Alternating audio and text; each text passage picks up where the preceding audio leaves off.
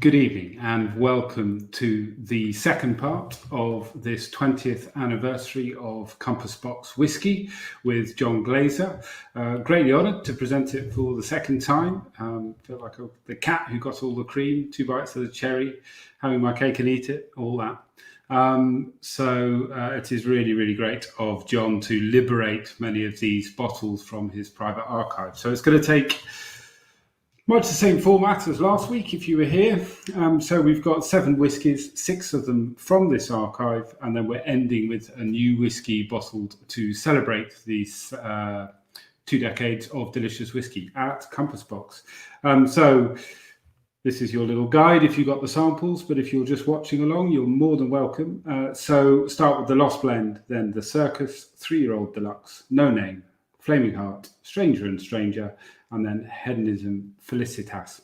And hopefully we'll get a bit of time to go on to questions at the end. We didn't quite have time last time. I'll try and keep on top of it, and we'll have a quick fire 5 minutes where we'll save up a few questions towards the end. But we also have a couple of special guests as well. So lots to get through. Let's bring in the man himself. Hi, John. Hello, Arthur. How are we doing? I'm pretty good. I'm excited about tasting these whiskeys tonight and talking about these whiskeys with you and everybody else. Great. And it looks very much like you're in the kitchen. I believe your whole adventure blending whiskey started at a kitchen table. Yes, like last week for part 1, I'm in my kitchen here in Kew, not far from our blending room. This is the table where I started work, started the business. But the actually original kitchen is a few hundred yards away in a different house. So, but anyway, the idea is right. You're in the kitchen where it all started.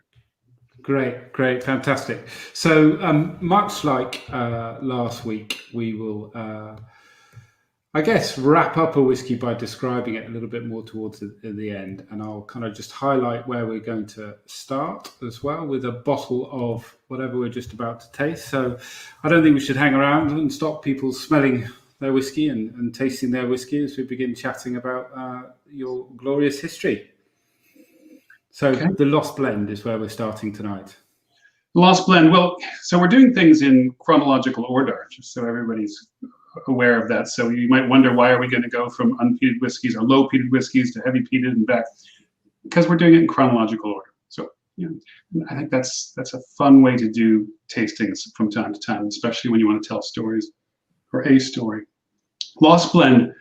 So last week, it was Sila, Luthra, Spice Tree, the inaugural batch, double single, last fatted grain, general, and we finished with Rogue's Banquet. Here we pick up with Lost Blends. This is, sort of second decade, although we're in 2014 at this point. And last week we tasted the second batch ever of Luthra, which was the first blend of single malts that I created back in 2002. And we stopped making it after several years because we could no longer get the key components of the malt whiskey from the Clynelish distillery at the right type of age, right type of casks. We just could no longer get it. And rather than try to make it with something else, which would have effectively made it different, we retired it. Years go by, and we had access to some lovely older parcels of malt whiskey from the Clynelish distillery and from the Kalila distillery. That wasn't so difficult to get as it was the right parcels of Clynelish. And so I decided, let's bring it back. Let's bring back the Luthra recipe. Now, we've evolved it a little bit. The average age is a bit older, and we added a touch of whiskey from the Altavane distillery. But the essential recipe construction is the same as a Luthra. It looks a little more complicated there than a Luthra, but the same basic structure, which is unpeated malt whiskeys, in this case from the Clynelish distillery, Altavane distillery, variety of ages, is comprising somewhere in the neighborhood of 80% of the recipe. The balance from the Kalila distillery, bringing in, heavy peated style.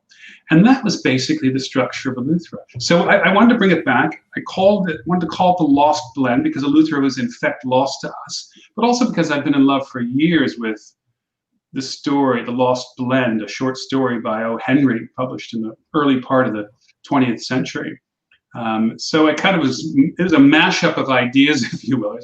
There's a picture of O. Henry, American author, famous for very entertaining, whimsical, and humorous short stories. Um, and so Lost Blend being one. And I just, for people, if anybody who is watching this is going to be the kind of person who should go, this evening and Google Lost Blend. It's a very short story. It'll take you 20, 25 minutes to read. It's just so beautiful. It takes place in a tavern in New York, which is said to be, Pete's Tavern in New York City, for people who know that. I used to live a few blocks away from Pete's Tavern in my New York days. So fell in love with the place. This classic old New York tavern. And the story, O. Henry used to spend time there. And it gives you a sense of what tavern life, bar life was like in those days. And the whole story, I won't spoil it, but these guys come across a blend, not just of whiskey, but of spirits that they believe has near magical qualities, and it goes from there. Actually, it's really a love story at the end of the day, but anyway. But the Lost Blend. So that's that was the thinking. There it is. Yeah, there's Pete's Tavern, I believe. In recent years, yeah. Yeah. It's great, actually, to be able to have tried Eleuthera so recently as last week. And may I say, it seems slightly tamed, slightly more... you can tell there's slightly older whiskey in here. It was quite wild, I felt, the Eleuthera we had last week, much as I loved it. Yeah, indeed. Yeah, you've got whiskeys here. I mean, we can talk about this because this is not a whiskey. We can have ages because this is not a whiskey that's we're selling right now or available. But the malt whiskeys in here are between the ages of 13. The unpeated, the Klein Leash, is between 13 and 18 years old. And there's a touch of Altavane in about 2% of the recipe. You can see there, which is 19 years old. The Kalila is at what I think is a beautiful age for this malt whiskey. It's at 10 years of age, and it's, as you can see there, 23% of the recipe. Yeah. Yeah, really great. And that leads me nicely on to ask you about, I suppose, conceiving of whiskies. And it does feel, actually, that more than many whiskey companies, I nearly said any whiskey companies, but let's leave it more than many whiskey companies. Your whiskies feel intellectually conceived as well as blended. So I think this is a big two-part question about names, where they come from in this process. Is it the whiskey that guides you as you go along, or do you have an idea that I want to make a whiskey called this or called that? How do the ideas come to you? They come in many different ways. There's no formula that we follow for the creation of our whiskeys. Sometimes it's name. You've got a name, and it represents in your mind an idea, and you try to create that. Usually it's the whiskey leading things, and we might come across a parcel of something that's quite special that we love, and we'll come on to one of those later, a couple of those, and then we just decide, how can we build onto that? How can we flatter that parcel of whiskeys? How can we embellish it? And then as we get into the process, the names kind of almost come from the liquid. We talked about Rogue's Banquet last week, and how that name kind of came from the aromas that we were getting, in the whiskey, what it was reminding us of. But there's no hard and fast rules about how these things come about. Lost Blend, as I said, I realized, hey, we could recreate the Eleuthera recipe, but I didn't want to call it Eleuthera. My father always gave me grief about naming a whiskey after an island in the Bahamas, and one that is very hard to pronounce for some people, Eleuthera. So I thought, we'll give it another name. And Lost Blend as a name and an idea for whiskey had been kicking around for years in my mind, and I just put the two things together. Interesting. And I suppose next, when we're talking about conceiving of whiskies, blending and that process of constructing a whiskey, it's an area we kind of left last week and kind of saved that big juicy topic for now. I'm really interested in well, I suppose what you've learnt along that process as well, because you came into Compass Box as a business when you started it as a marketeer on the sales side rather than production. So in those 20 years, you must have learnt an enormous amount about how it worked, and I'm just really interested in that process. And I suppose we could talk about the circus. I beg your pardon. Let's put the bottle shot up first. The circus. And we could always bring in one of my favourite ringmasters, Dave Broom, as well, to join in this discussion. Hi, Dave. Hello. Hello, folks. And there he is. Hello. As if by magic. My magic. I love it. How are you tonight? I'm very well, my friend. How are you? Good. Yeah. Just We gotta stop being seen like this. People are gonna wonder. I know. It's like These virtual things. every day we're having a catch up. Well, it's kind of a birthday party, and I'm not sure I can be life and soul of the party with just two people the whole way through. So good to have you aboard, Dave. So Thank you. yeah, blending and that blending process, John. As I was saying, how do you? What have you learned? What's your tricks? How do you do it? Well, he's frozen. He's frozen. Oh no! I'm glad I brought you on, Dave. How do I blend Compass Box whiskies? Yeah, well, what's your secret? The secret is you're doing it. Well, John's not.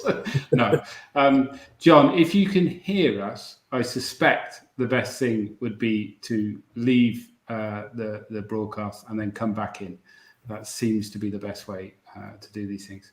So, Dave, while John's not on screen to be embarrassed by your compliments, because I know you are a big fan of Compass Box. What do you think of John and his team? What are their great achievements in these 20 years? I think the great achievement has been to make people think again about blending.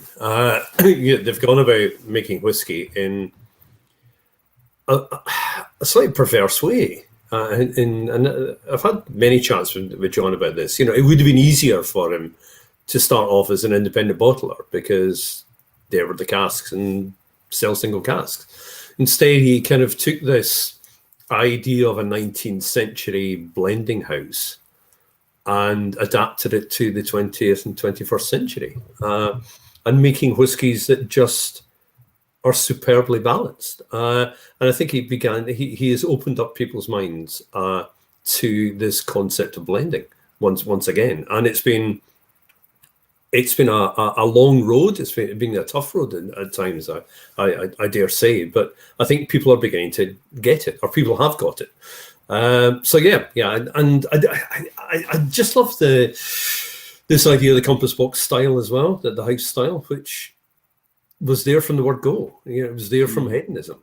A whiskey that rested gently on the palate, but had layers and layers of complexity to it. They used the term, they were intellectual whiskies in terms of conception. And I think they're incredibly pleasurable whiskies. You genuinely enjoy having a Compass Box whiskey, and they're great fun. And the ideas behind them are often great fun. But at the same time, there is something intellectually fascinating about how they are put together and how that balance is achieved. I love what he does. Love what him and the team do. And have fun. Yeah, I agree. I agree about that style. There's so many different whiskies, but even by hesitating to do certain things that other people did, there's always been a thing for dark whiskey, for massively extracted sherry cask whiskies, and sure, he gave us the Peat Monster, which it was a pretty in-your-face smoky style, but it wasn't nearly as in-your-face and as smoky as many other things. It still had balance. Because a lot of these kind of big, heavy, smoky ones are kind of unbalanced because they're just, peat turned up to the max. Or I like them, but I just think sherry turned up to the max. And the Peat Monster is smoky, but it's not I've never found it monstrous. No. Yeah, But certainly that kind of absence of using that cheap trick of huge sherry casks and obvious sherry cask maturation, which in recent years, well, always has been an easy, quick sales trick, but it doesn't necessarily produce a whiskey to admire. So good fun. Oh, he's back. Shall I bring him back? yeah. And I think just before he does come back, I'm going to interrupt him. I think that is also why maybe people to begin with, and certainly whiskey, a lot of the more hardcore whiskey connoisseurs and aficionados kind of went, well, what is happening? What is this all about? Because it's not being the obvious thing. It's not being, hit yourself over the head with sherry and sherry and smoke, which wins awards. He had his own path, has his own path, and come with me on it, he says. But he's not going to compromise, and I like that. Me too. So, John, you're a modest man, and you have an instinct for compliments coming your way. So you just ran away, did you? Rather than my Ethernet cable just gave up on us. But anyway, where were we?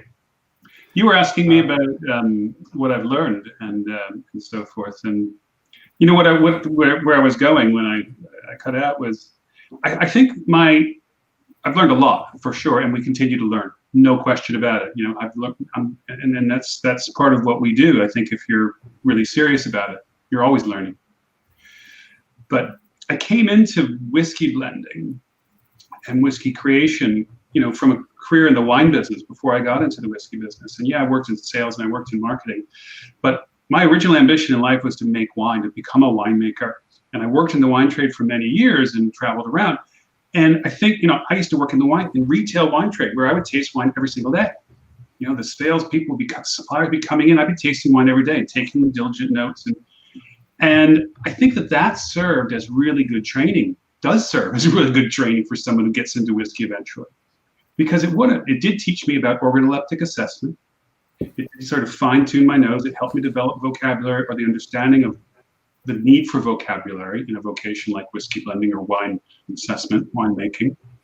But also, it gave me an appreciation for balance. It gave me an appreciation for subtlety.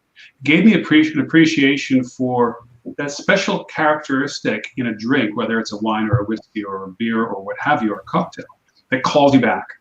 That special, we call it, something that's compelling. It makes you want to go back. And I think that's what all that taught me when I got into whiskey blend. And then I did it as a hobby. Even when I was living in New York City, I was collecting whiskeys and just trying to blend as a hobby. And then I got involved in managing whiskey making projects. And so, and it's been a constant evolution, but I'm always learning.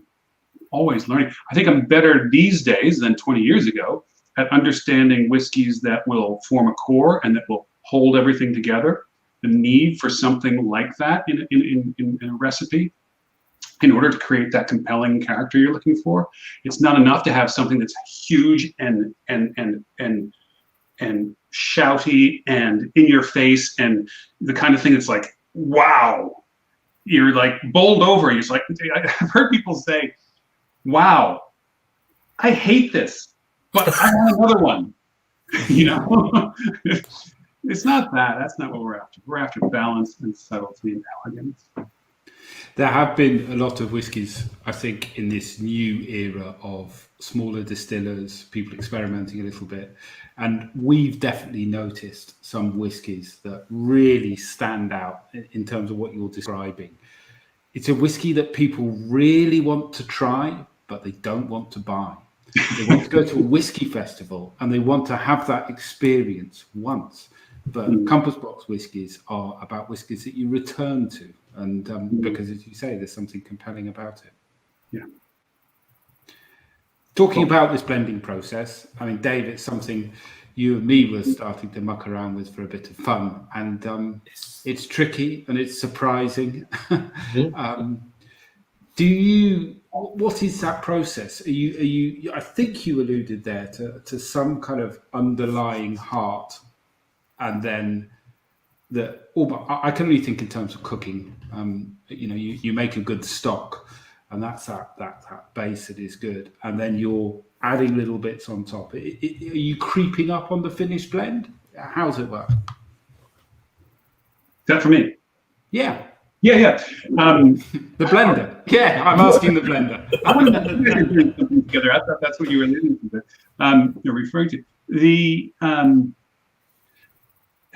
It is the analogy of a stock, and a good stock as a base for a sauce is, I think, excellent.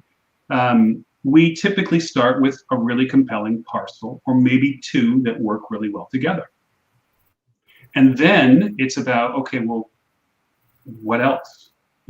How can we accent, or how do we maybe minimize an element and bring up something else? Like this week, James and I were talking about a project we're working on where I keep calling it filthy. It's super heavy peated. It's a blend of a couple Isla whiskeys, and there's a filthiness to it, which I kind of find really interesting. But what we're talking about is how do we bring in some more fruit character? How do we bring in some more deliciousness and sweetness? So, because filthy is interesting, but it's not. We need more to make it something you want to have 2 or glasses or more of. So, is that kind of answering the answer?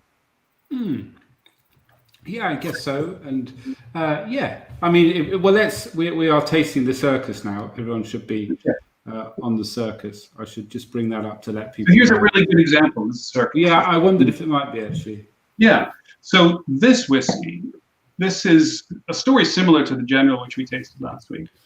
We were offered some old parcels of blended Scotch whiskey, but in cask, and they'd been blended decades ago, previously, and then left in sherry butts and of great age.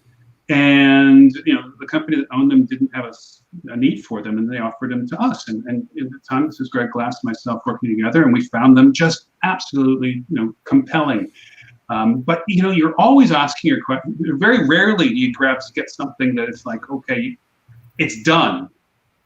We don't need to add anything to it. There's always something I feel we can add. Maybe it's just a little bit more salt, or just or something. But trying to use an analogy, but back to your stock. But these were 2 old parcels. One was minimum age of 27 years old, minimum age of 24 years old, and all we wanted to do was to bring in a bit more bold character to kind of underlie it, sort of a little bit more of a base, which is really all we added to these parcels. Was some younger, much younger malt whiskeys aged in first fill sherry, 15% or so of the recipe. But otherwise it was these old parcels, 24, 27, 20, 31-year-old parcels of blended Scotch whiskey. And they were each from the same place, but they each had very different personalities. Bringing them together and then just reinforcing the base gave us the circus. Great. Dave, what do you think of the circus?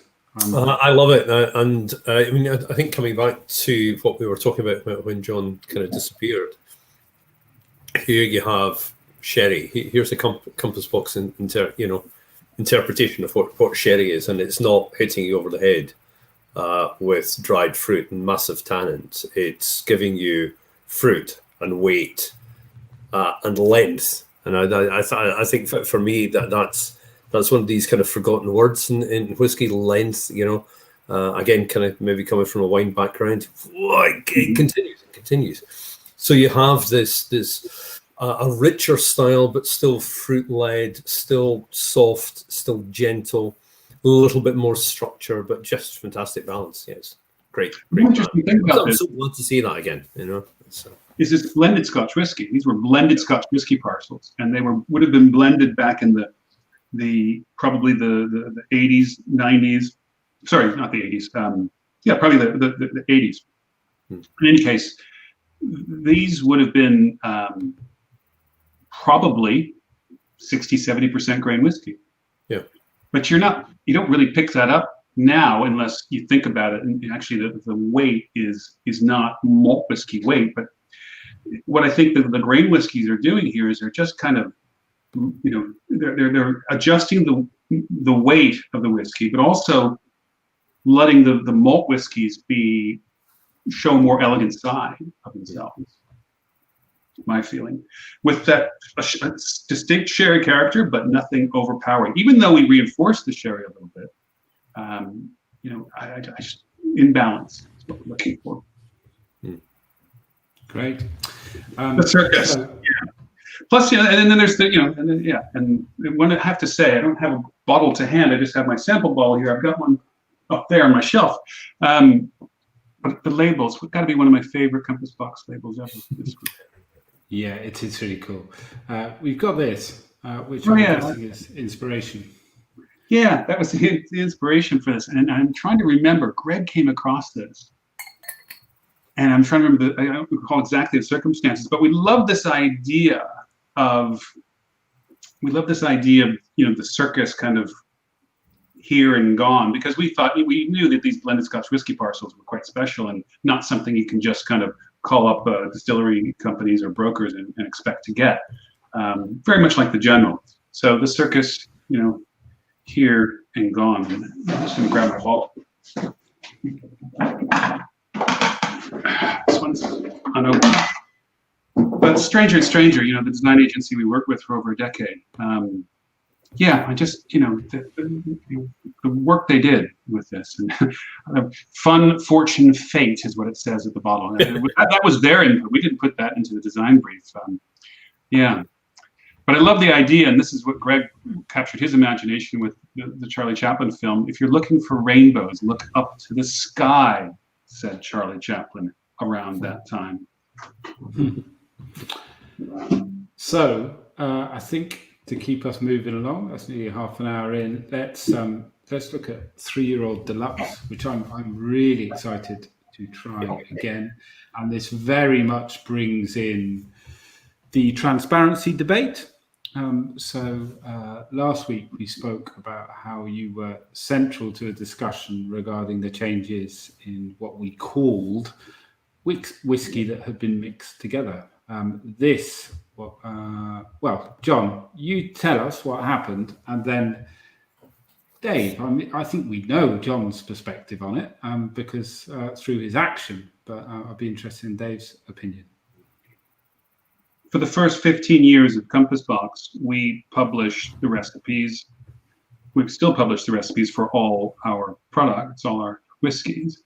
But for the first 15 years, we published recipes like the wheels you see, with names of distilleries from where we've sourced, if we know them. Usually we do, not always. Cask types and ages. So you would get a chart like the ones we're using tonight, with 100% of the information on them. For 15 years, no one said a word. Now, there happens to be an EU law which says that spirits producers, any spirits producer is only entitled to talk about the age of the youngest component of a blend. And I knew about that law, but I figured that we are telling people everything. The law exists to protect consumers from unscrupulous marketers trying to make a big deal about the oldest part of a blend, even if it might be small. We're not doing that. We're just giving people 100% of the information in as objective a way as we can. And so we thought that was okay. That was not against the spirit of the law. We weren't trying to confuse consumers. But then someone reported this to the Scotch Whisky Association for doing so, and they called us and said, well, look, we're not the police, but we've got to tell you, you are breaking the law. So we started a conversation between us and the Scotch Whisky Association, and our point of view was, let's change the law. Let's give producers shouldn't have the obligation, but they should have the right to tell consumers everything that's in their whiskey. We lost that argument, but and Brexit came in at the same time, so it distracted. I think they figured they had bigger fish to fry, perhaps. But that's what happened. So this whiskey was, in a sense, a reaction to that situation. Well, I do remember, before we move on to you, Dave, I think a sample came through, and that was the first time I'd heard about it, with a little card of what it was. And I burst out laughing. I thought, that's fun, that's clever. And not many whiskies do that the first time I kind of meet them, just the concept, just the idea. And so, Dave, what do you think? No, I mean, in terms of the liquid, fantastic. In terms of the argument, yeah, I mean, 100% with John on that, and but we had plenty of discussions in ScottishWhisky.com RIP about it, and it was fascinating to see how many distillers came on board. To be honest, sort of saying, yeah, the law there needs to be some flex within this law to permit people to have an understanding of what is going into the bottle. And I remember at a conference in China, Jim Beveridge essentially saying exactly that. He would love, the best way that he could start explaining blends would be to be able to present people with the map of what went into his blend. And there was somebody from the SWA there, and and I felt the reaction that they had to it. I was quite hopeful that things were perhaps going to change and that they were open to finding a way around it. And then, as John said, Brexit happened, et cetera, et cetera. And I also remember that time in Paris, John, where it wasn't long after this, and we did the tasting, and you'd find this kind of loophole in the law that you weren't allowed to tell people directly the ages, but if somebody asked you, you were allowed to. So we just got everybody in the room to go at the same time, John, what's in the whiskey? Which happens inevitably anyway, but we were just short-circuiting it. Yeah, that's our lawyers' views. If we are asked, we are entitled to respond. Just we can't proactively put it out there. And I spotted that Connell from Ardnamurchan is on, and I think the advent of blockchain will blow all this out the water, because everything's going to be logged, and you're going to be able to see it, because technology has moved in such a direction that transparency is going to come through, and people want to know what's in their food stuffs, and they want to. They have it right. It's common sense. Again, I am not, for whatever people think, a rabble rouser here. It's just when I see a cause that deserves to be pursued in the best interests of, in this case, I think the industry, I'm up for that. It's nothing new. I mean, Ananias MacDonald in 1930 was talking about the need for clear and precise descriptions of what's in whiskeys, because anyone who's read this knows he was a single malt snob and was quite sniffy about blends, although he acknowledged their importance in the industry and that they can be good, but clear and precise labeling is going to help everyone. One of the things that we were told back in the day, and this was, my chairman, Alan Rutherford, and I, and Jonathan Gibson at the time, our marketing director, we went up there and had several discussions with the Scotch Whisky Association. We were also hopeful as well, because it is common sense. The argument that kept coming back was, well, we need to get 27 member states in the EU to agree to change the law, and that's a lot of work and a lot of time. And what's the benefit to the industry? Well, now you don't need to get 27 anymore. You just need to get one. So maybe I'm still hopeful. Well, they did just, this may or may not interest you, but we did occasionally get emails from the SWA when someone's setting up a product. Hi, Sam. He's probably watching. I think he's got one of the kits. Set up a product online and happened to mention the oldest whiskey into a mix. And quite often with American whiskies, actually, it would happen. They would suggest this to us a little bit more, and we would say everything that was in the recipe. And we did get emails from the SWA over the last few years, so they were checking. Well, they have to be consistent, Yeah, I get that. We would passively aggressive. Let's remember that it's really about their members. Yeah, it's really their members wanting it to happen, because they do the bidding of their members. They are an organization that exists because of their members. So it's really getting the biggest voices in the industry to recognize this as a sensible thing to do. Mm-hmm. We would passively aggressively not change them for about 2 or 3 days. Never change them. So, John, may I ask what whiskey has been included in your 3-year-old deluxe? Well, I don't know if you recall the price on the shelf when it was released all those years ago, back in 2016. Do you, Arthur? You wouldn't happen to remember. It was expensive, and that was part of the amusing thing about it. It was 3-year-old whiskey that was expensive, and that's all I remember. And I remember it not lasting very long as well, and wishing I'd bought a bottle because 3,000 bottles, and it was in the neighborhood of 200 pounds a bottle or something like that at the time. 195 rings a bell, but I don't. Anyway, but it's a 3-year-old whiskey, and that's all I can tell you. But you smell it, and there is old waxy Clynelish in there. Yeah, this is, and Greg and I had these parcels, this parcel of Clynelish around for a while, and we were just waiting for the right moment to use these, and this presented itself, and we, this was a little bit of a cheeky thing to do, but less than 0.5% of it's 3-year-old. Everything else is, and I can say because it's no longer for sale, 20 years old and 24 years old. And, calling it a 3-year-old deluxe as well, trying to give it sort of extra kudos, extra lux credentials through a stupid name like that. And then making it look, over the top, luxurious. It was a bit of fun, but we knew there was going to be so few bottles of it, and that it would go to people who Macallan trophy hunters are going to buy this because they don't know really what we're all about typically, and it's going to go to good homes, and people will enjoy the whiskey and they'll enjoy the story, and it'll all actually help the cause over time when people realize it doesn't make sense the way the law is currently written. Mm-hmm. Absolutely. Well, it's a real beauty, Dave, in that it's just an amazing old style. If we're talking about the broader industry, let's bring up the image for the next whiskey, No Name, so people can start putting their nose in that.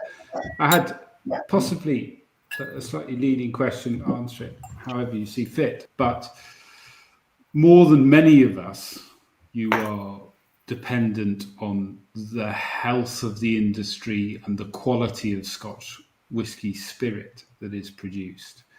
And I was thinking today how there is a lot of discussion between single malt enthusiasts talking about changing styles of particular spirits and maybe flavour drift or sharper than drift on particular distilleries. And I would also argue improvement in some distilleries across time. You're in an interesting position. You're dependent on the good quality of spirit as a blender that comes through, and you've firmly hitched yourself to Scotch whisky. You've avoided that temptation to go into other spirits or foreign whiskies. Do you feel optimistic? Have you? Well, this is a ridiculously long question, sorry. But I suppose, firstly, I'm assuming you have noticed many of these changes. You were dipping into stock that was 70s, 80s stock when you started. A little bit of that maybe now. And secondly, are you optimistic about that future? I'm back. You're back. Boy, you going get into what I'm going with that long question. Have I seen things change? Yeah. Firstly. Sure. Yeah. I think things change sometimes by design. Some distillers want to change. They learn new ways of doing things that create something that they feel is nicer. Sometimes they make changes for economic reasons. But yeah, I for sure. Sometimes it's just creep. Slow creep over decades, and different people come and go, and and things just gradually change over time. And 20 years gone by, and wow, it's a lot different than it used to be. But we've seen it, and I think that one of the most interesting things that we've seen, I've seen, and I can't speak as a distillation expert on this, and even a maturation expert for that matter. I mean, that's what I learned so much from Jim Swan over the years. And one of the things I did learn is about the importance of climate on maturation, something I'm sure a lot of people are aware of. And one of the things I learned over time is there's a distillery in the north of Scotland, in a small town called Brora, that we are quite fond of. And I've been tasting those whiskeys for over 20 years now. And I can tell you, we used to know when the cask samples would come from the distillery and when they would come from other places like the Central Belt warehouses. Now, most of them come from the Central Belt now. But I can tell you that over the years, we noticed a difference in the whiskeys that were aged at the distillery in dunnage warehouses versus those aged in Central Belt. And was one better than the other? Well, what I would say is the ones in this particular distillery, okay, one data point, if you will, was that you got more depth in the whiskey built up in the spirit more quickly over time than it seemed we were getting from the samples aged elsewhere in hotter, drier conditions. And Jim Swan used to explain that to me as, he said, in dunnage conditions, when you've got average lower temperatures and you got more consistent temperature and humidity throughout the year, you tend to get more of the compounds building up more readily that give whiskey its ethereal character. That was what he taught me. But that's fascinating. So, Dave, I don't know about you, but Clynelish is not one that you would talk about great change. Sometimes that waxiness is said to dip in and out, but it's not one to see that's seen great change. And there can be few people who have tried more Clynelish than you, John. Richard Robinson. yeah. So then you. But that is interesting, isn't it? But then some people might jump on this and say, "Aha, evidence of terroir." But I see that as evidence of a rather hulking piece of equipment, the warehouse, and that is that final piece of equipment that is affecting flavour. And you're using a very different type of equipment in terms of and you're suggesting that the type of warehouse rather than the location. Well, I think it's both. No, I think it's both. Okay, both. I think that the key thing is consistent lower temperatures, consistent humidity over the course of a year, and you'll get that, in dunnage. And I would conjecture you get that in dunnage closer to maybe to the sea, perhaps. Bit of extra humidity. Yeah. Dave. Yeah. I mean, I absolutely. We did quite an interesting. I thought it was quite an interesting chat on the Whisky Show, looking at that kind of the impact of warehouse conditions and climate on maturation and evaporation rates, for example. You're up in Speyside in a dunnage warehouse, you're going to be losing 0.5 to 1% a year. So the nature of your maturation is going to be different. And the nature of your maturation is going to be different if you're in a palletized warehouse with the doors shut, or in a huge racked warehouse where you've got temperature difference, even in Scotland, between the floor level and the upper levels as well. It makes absolutely perfect sense. Maybe it has. I'm not a great. I don't like using the T word, but I think it's part and parcel of an identity. If you are maturing everything in that one place. But it's not one of these right or wrong things. It's just right. Exactly. This is what happens if it's in this type of warehouse in this particular place. This is what happens when it's elsewhere. It's not has to be there. It has to be somewhere else. But I think in terms of that change, obviously things have changed. Technology has changed. Distillation practices have changed over the years. And I think what intrigues me at the moment is how the wheels kind of turned around again. And because you've now got distilleries who have set themselves up to be single malt producers rather than being beholden to blenders. No offense, John. The blenders start saying, well, this is what I want from you, therefore you're going to make it. Whereas a new distiller now is freer in many ways to actually go, I can express myself and find what my distillery wants to talk about. So I think we're getting to enter another cycle in terms of flavour, production-led flavours. So in 20 years' time, Compass Box's 40th anniversary, I think it's going to be really interesting to talk about this subject again, because I think the whiskies will be different once more. Yeah. Indeed, what you just said, Dave, reminds me more of winemakers, back to winemakers here, who will, they'll buy vineyards and they'll build a winery, and they'll more and more today, it's about trying to find out what this vineyard has to say, not what wine I want to make or what wine I'm being told to make. Yeah, and it's like the great or perhaps not great Californian Cabernets, that were double new oaked and everything, where everything was just about over extraction and huge amount of oak influence and stuff. And now you see it's flipped completely, and it's about what my vineyard is, what my vineyard gives me. Everybody should listen to Randall Graham. We should not forget to drink and talk about this delicious whiskey we have. So, No Name. Okay. This middle section was the one that I was really going 3-year-old deluxe into No Name. These were two of my favourites. Great distilleries in there. Ardbeg, Krandish, Kalila. What fun to play with. Yeah, and malt whiskey from the Ardbeg distillery, you don't see that on the market very often. No. And for those that are somewhat new to our industry, stocks get traded back and forth between distilling companies regularly. More so in the last 10 years or so, there's some that are harder to get now than others, and some companies are stopping trading of certain distilleries. But you don't see it very often. And we were offered some, and Greg and I sat on this for a couple of years before we could come up with a way to do it justice. Okay, we're not going to just bottle it on its own, right? That's not what we do.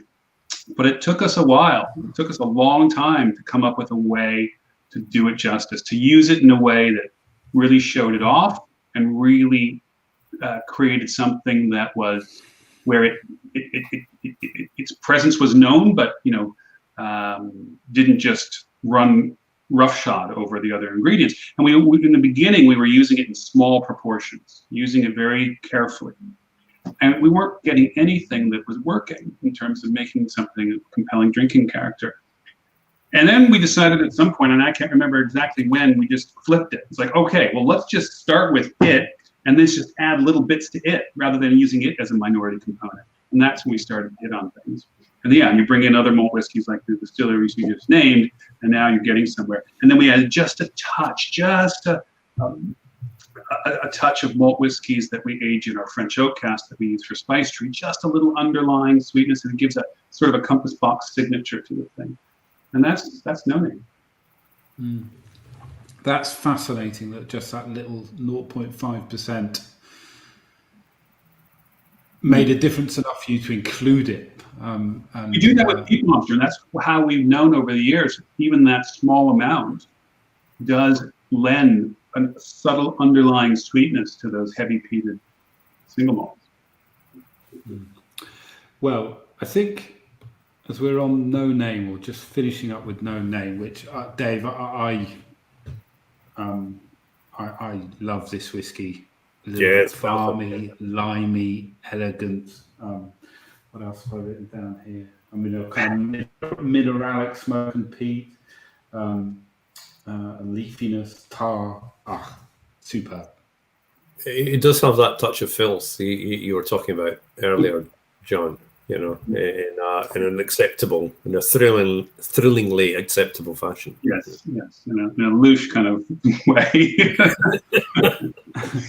Now, just so people are clear, No Name. So we've done a second one. We're working on a third.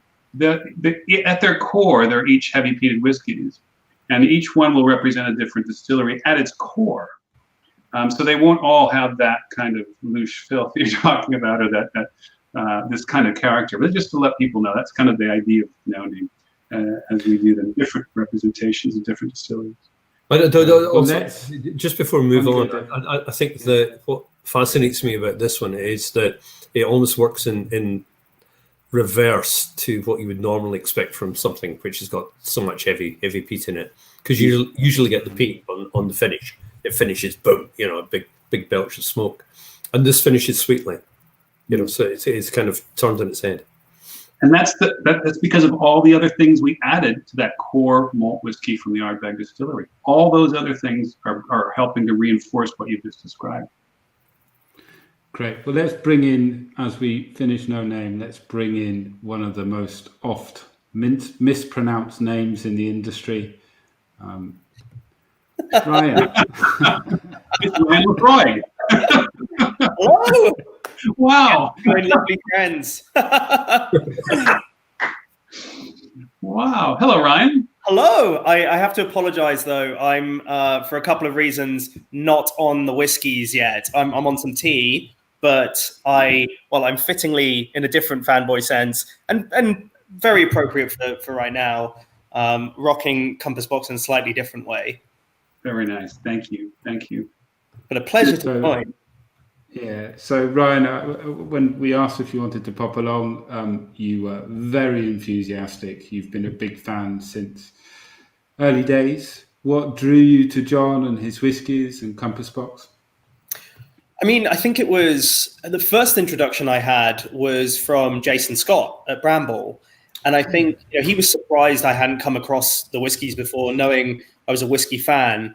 But particularly, I think from the, you talked a bit about some of the intellectual pursuit and the passion behind kind of having a conversation around this as a category. And he was very sure that I would not only love the drams, but be very interested in the kind of ideology behind it. And that was very much the case. It was something that was wonderful to learn about and understand, that kind of approach and that desire to kind of go, well, how else can we look at this amazing category while still preserving the fact that it would taste as incredible as they do? So yes, from very early days, and a very early part of my career was a big influence, both in terms of, I suppose, my approach to the world of, I suppose, hospitality and flavor. So big fan. Great. People at home, people with drams, we're now on to Flaming Heart. And was the way John was talking to you about whiskey as a mixed or mixable drink different? I mean, actually, go right back to the start. I have this first bottle of Hedonism here, one from the very first batch, and I'm answering my own question. Apologies.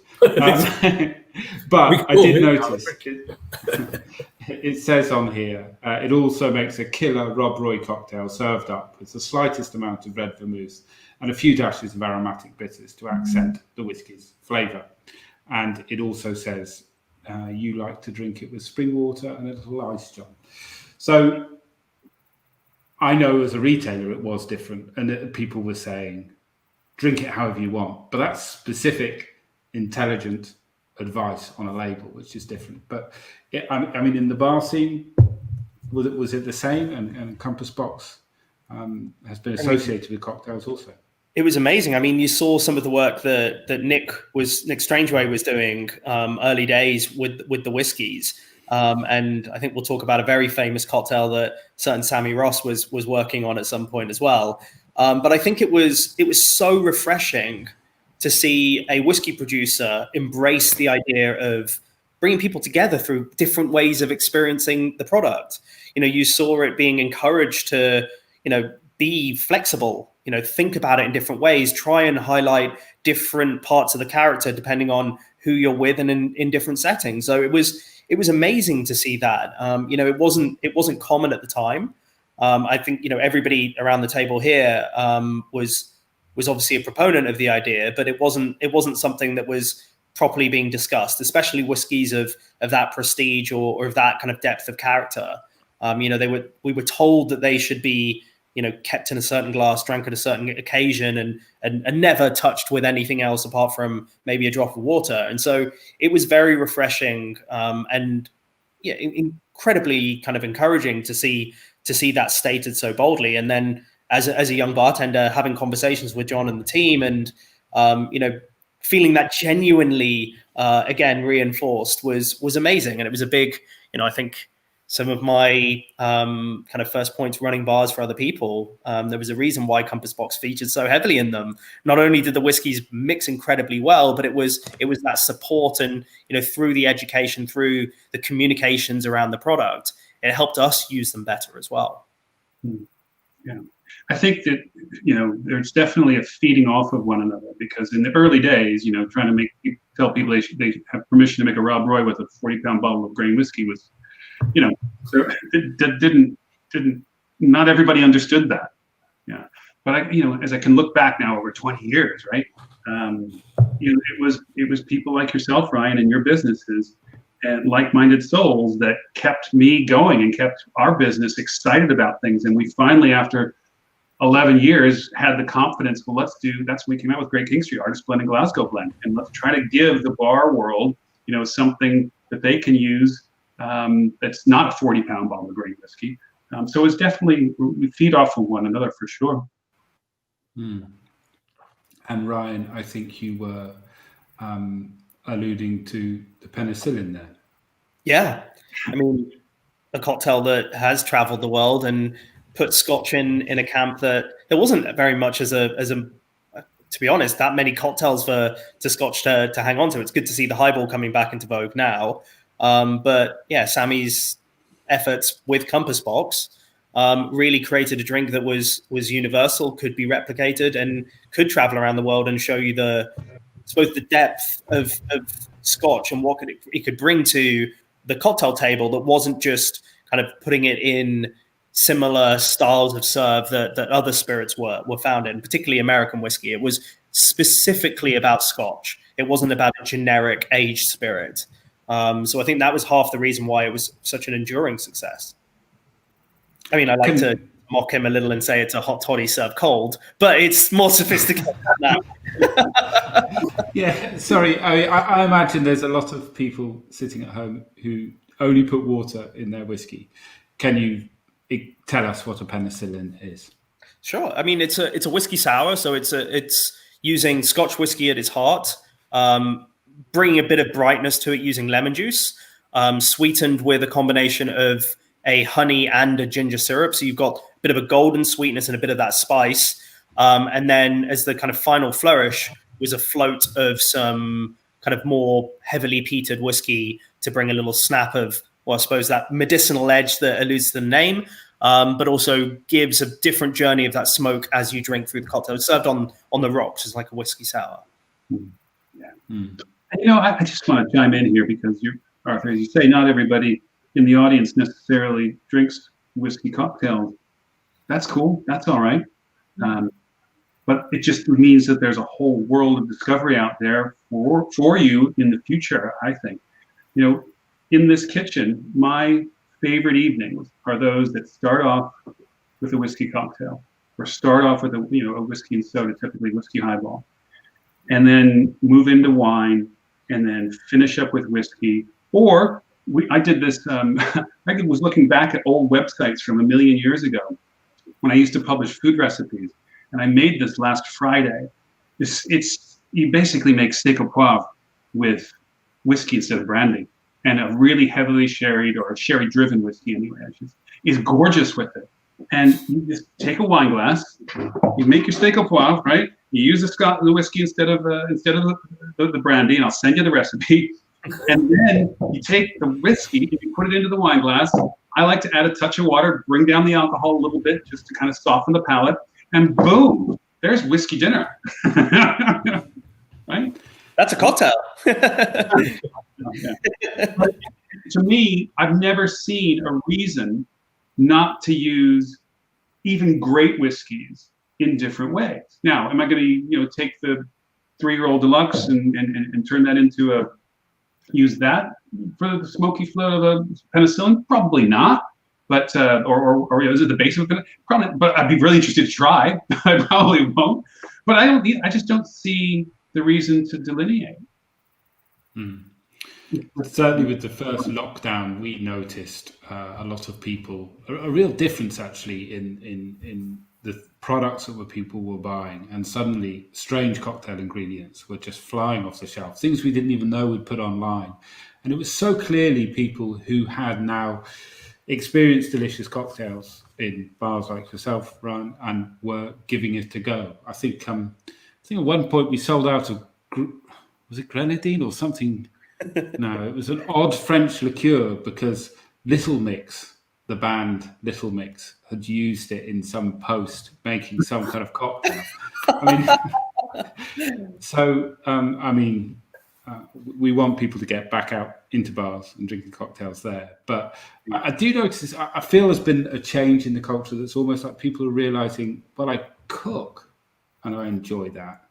So why don't I just kind of use that understanding of flavor, follow a simple recipe and make a delicious drink? And I think more people are doing that. And it's the work that's been done in bars primarily that have interested people. Yeah. And they'll go back when the bars are back open and realize they just can't do it as well as people like you, Ryan, and your buddies. Fingers crossed.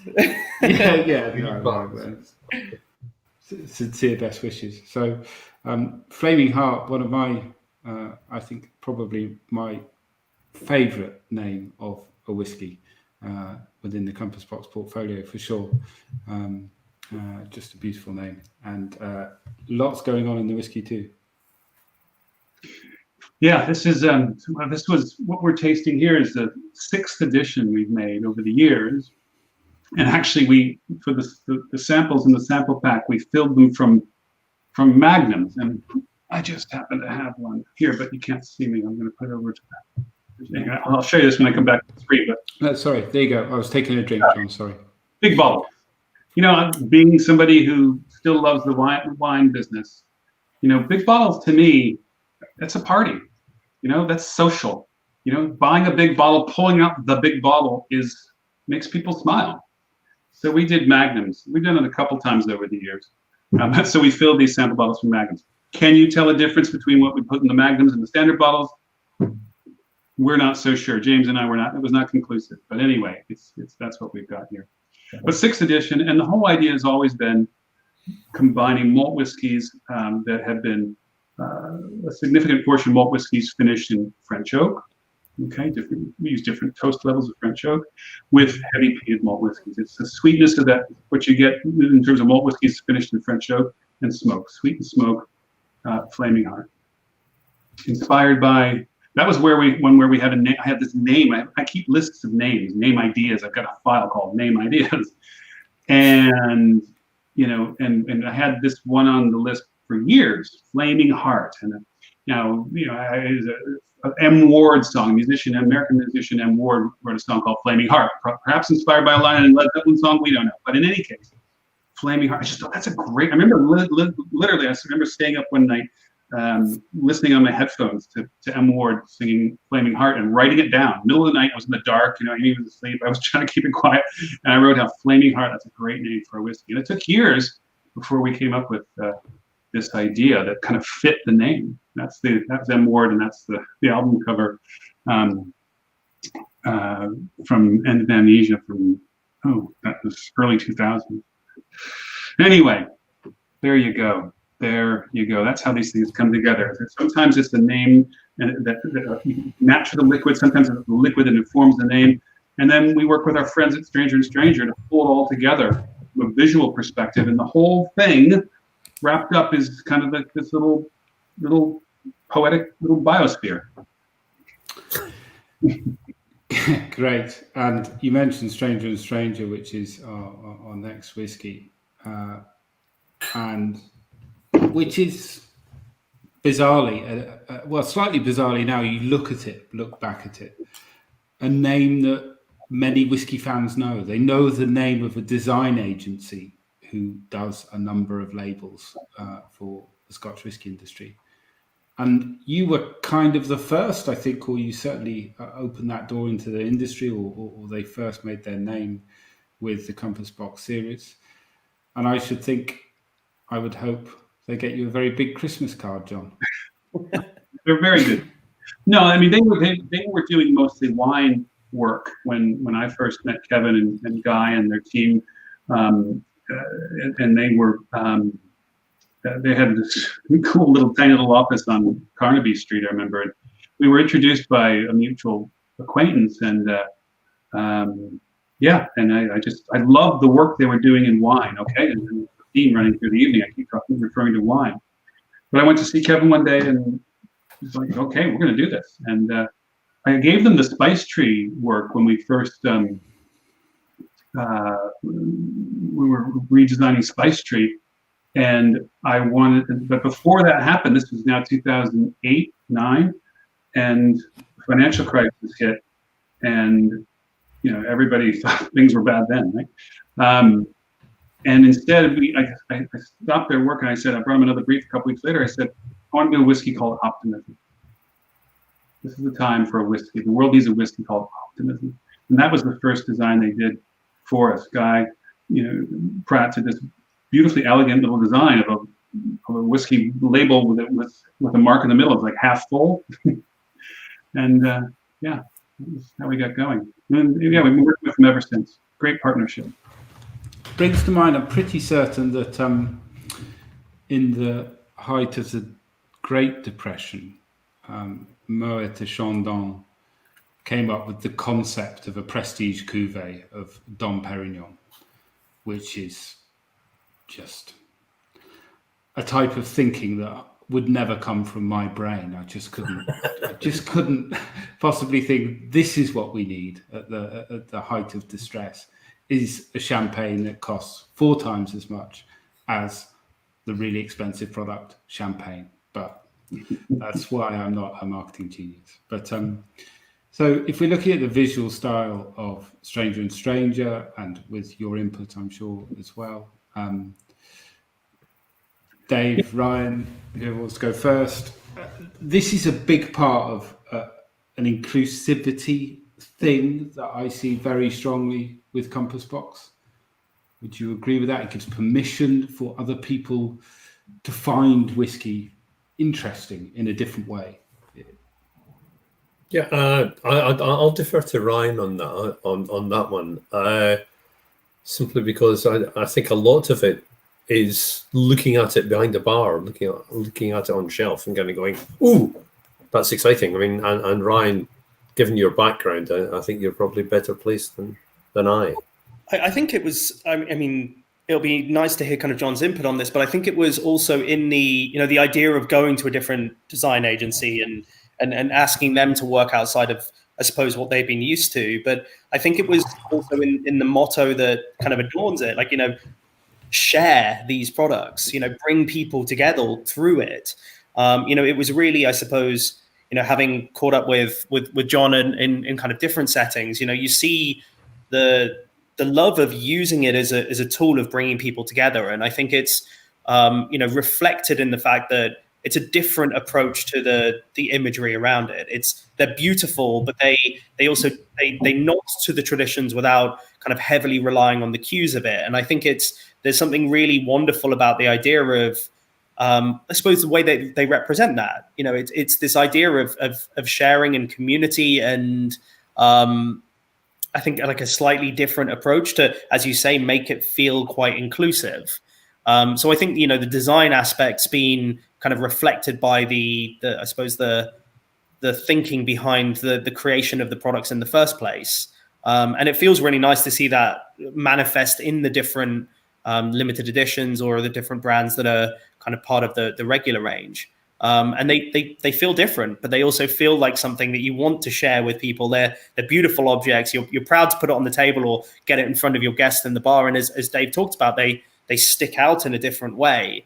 And I think that's it's about looking at it in that holistic way, but it's trying to find all of the different touch points of finding a manner in which you can share this with people and use whiskey as a brilliant way of getting together with people. And I think it's also modern, and it's not whiskey. It's it's almost like going back to the radical shifts in packaging that took place for some brands at the tail end of the 19th century. It's kind of boom, where's that come from? This is different. This immediately wants to make you talk about what might be in that bottle. And I think for me that is a really important part of Compass Box. It's changing people's preconceived ideas about what whiskey is, in terms of how it's drunk, what it tastes like, who drinks it, occasion, etc. We would not be around today if what we put in the bottle was not delicious, and that's a word we like to use to describe whiskey. You can get people around the table because something looks interesting, but at the end of the day, deliciousness is what it's all about. That's important. I mean, if you look at Company's House website, the official name of Compass Box, our registered name is Compass Box Delicious Whiskey Limited, for a reason.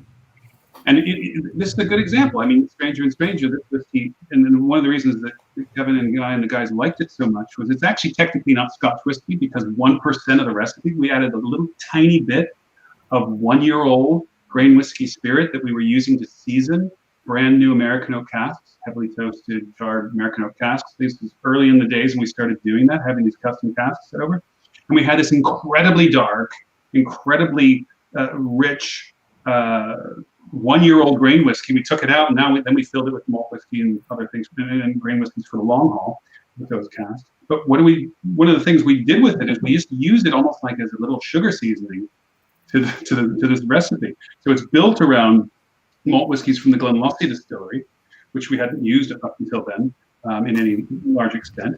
Beautiful sort of herbal, aged ethereal character. And a couple other things, but 1% of the recipe, just like a little brown sugar to the thing, was this grain whiskey from these what we called then experimental casks.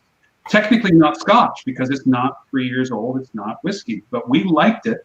And the guys at Stranger liked the idea because it broke rules, but for the right reasons, for deliciousness. So there's the recipe. So it's the Girvan Distillery Refill Hogshead, 1%. It's 1 year old. And so, if you blend something that's not whiskey into whiskey, you don't have Scotch whiskey. So technically, even though 99% of it is this beautiful aged malt whiskeys from Glenlottie, Glenelgin, and Linkwood distilleries, not technically, but of course it's Scotch whiskey. I think, and this is a retrospective tasting, and I think it's probably right to continue to think a bit about the impact on the industry that you've had, which I think is great. And Stranger and Stranger and this visual style. If we go back to the beginning when this whiskey came out, the industry was stuck, wasn't it, Dave? It was stuck in this very rigid formula. I discovered whiskey by chance, loved it, not because of the packaging or the marketing or anything like that. I just happened to be in the right place and fall in love with the drink. And people thought I was weird for being into whiskey at 24, 25, and that I should be waiting another 15 years. That was literally the attitude that we had. And this visual style, produced with Stranger and Stranger, with different faces on the bottles, story-led marketing. Not only did you well, John, but also gave permission to other people, different people to drink it, different people to buy it, but also other companies to come in and try different ways. Ardbeg, I'm thinking of. Bruichladdich, I'm thinking of. There are others, but I do still feel you were the first. And having, in fact, yes, the very first bottle of whiskey has a woman on the front. That's unusual, and certainly was in those days. And I think you've been a great source of inspiration for many new companies also. And we've been talking about legal issues, and those legal issues were very often the reason they defeated you or went with what they wanted to do. Was the argument was you were the thin end of the wedge, I think, was the argument. But you were also the thin end of the wedge for a great deal of positivity. Dave? Thank you for saying so. I mean, that's why we exist as a business, to make the world of Scotch whiskey a more interesting place. We're not for everybody. We're open to everybody, but we're not for everybody. but we exist to make it a more interesting place and inspire not just people drinkers in terms of what's possible with Scotch whiskey, but I'm quite happy if we inspire other businesses in Scotch whiskey or other people to start a new business in Scotch whiskey. That's also part of why I did it. Yeah, I mean, yeah, I would agree with what you said there, Arthur, that the whiskey industry was kind of stuck. Because, I mean, you've got to remember what the whiskey industry had been through since the late 1970s. You know, it had been beaten up and it had tried pretty much everything. And it was paranoid. It didn't quite know what to do to get people interested in whiskey once again. And there was this, and I think we were chatting about this the other week, John. I mean, I remember when I started off writing, any interview that I did with a marketing person from any whiskey firm, the line was always, we cannot scare our existing drinkers, our core drinkers, because they are the only ones that are going to save this category. But the core drinkers were sadly dropping off the other end because they were dying. You know, and the average age of a whiskey consumer when I started writing about whiskey was 50 plus man, you know, and the industry quite honestly didn't know how to turn this round, and that's why it needed a spark. It needed somebody coming in going, yeah, but you can do this, you know, you can abide by your principles, but you can just look at it in a different way. So yeah, kudos to you, John. You know, you took that jump.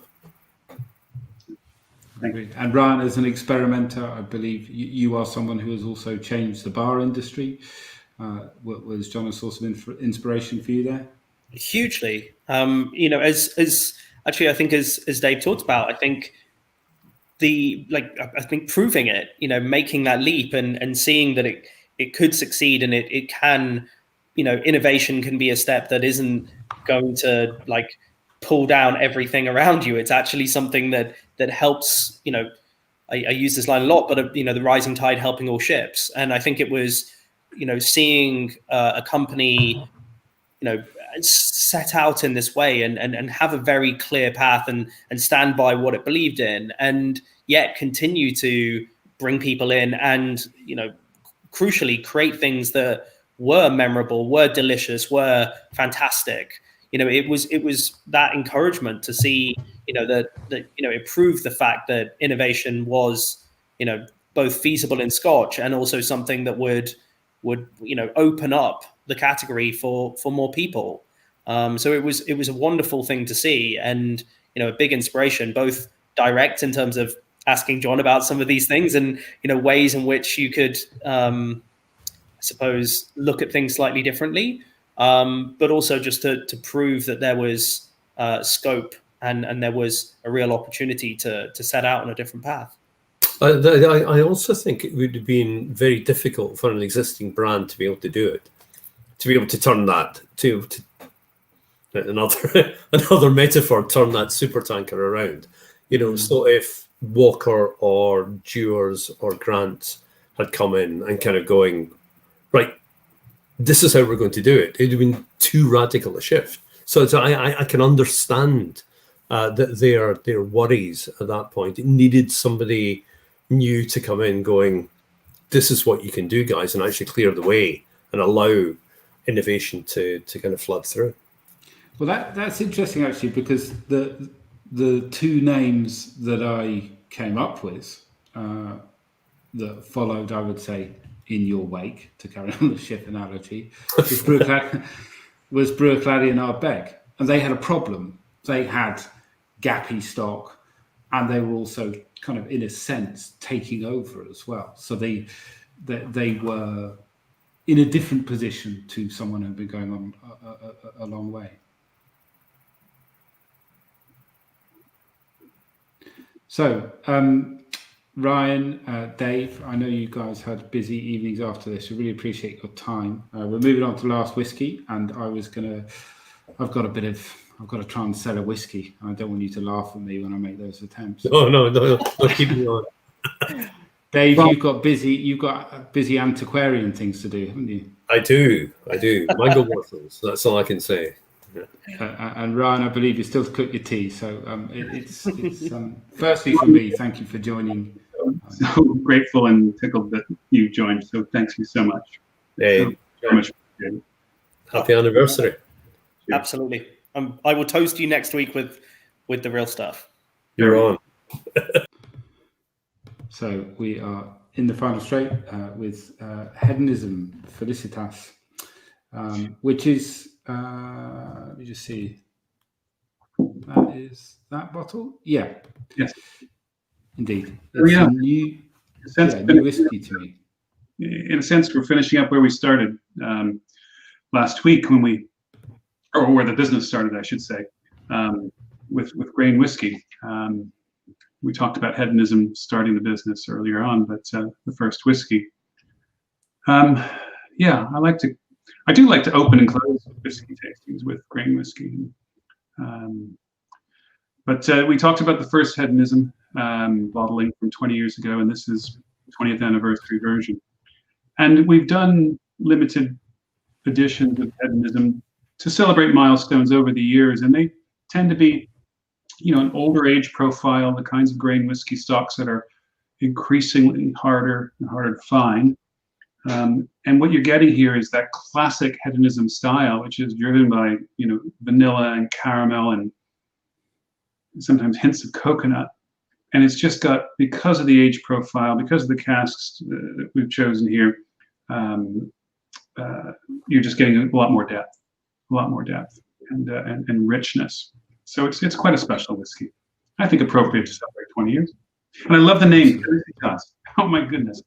I mean, why has no one used that word before to celebrate, to call a whiskey or anything? This idea of a divinely inspired sense of productivity or feeling of blessedness, happiness, an old Latin word that used to appear on Latin coins, temporum felicitas, the times, the felicitous times of happiness and production. There's a good example right there. It's such a cool old Latin word. But you got this great depth in felicitas. And I just love the message the name sends to signify and to celebrate, everything that all the Compass Box team over the years, everybody, all of us, have done. Cheers to that. Absolutely. Cheers. What's not to like about this? No, it's a bad word, approachable, but I find old grain whiskey a generous style. It's generous. And that's 53%. I mean, that's not fooling around, but you don't guess that on the palate. Mm-hmm. So, there is a bit of sherry cask in there, albeit refill sherry cask. It is. It's refill sherry. We don't usually use grain whiskies aged in sherry casks, and this one fooled us because on the paperwork that came with it, it suggested it was in barrels, American oak barrels, and we tasted through it, and James tasted through it, and it kind of fooled us because the sherry character was so light. We're talking about a whiskey here that's 19 years old, and I can say that because it's the youngest in the blend. There are far older whiskeys in this. The 19-year-old portion is from Port Dundas Distillery, that refill sherry, but very light in sherry character, and in all likelihood, American oak sherry, but and it was just rich and delicious. 19 years old. Wonderful. And I suppose if we're talking about hedonism, I would really like to mention again further generosity from yourself. So this is one of the original hedonism bottlings, as you say, Compass Box Delicious Whiskey, written on the back. 2 casks put together, a batch of 690 bottles. This is bottle 345 that has come direct from your archive. And anybody buying a bottle of Compass Box for the next 3 weeks or so. I think the details are on our website and all terms are on our website.